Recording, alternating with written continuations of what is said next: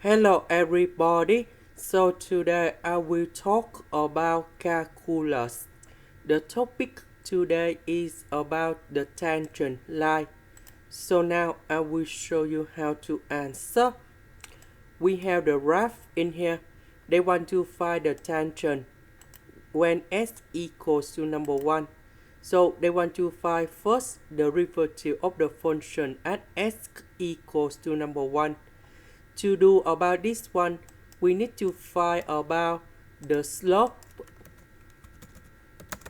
of the tangent line.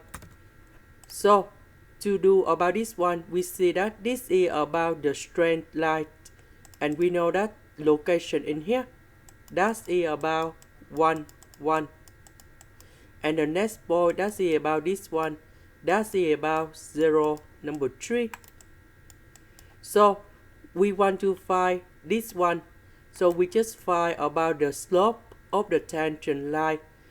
And we know that the formula of the slope, that is about delta y over delta x. So we have number 1 in here. That's about 1 minus 3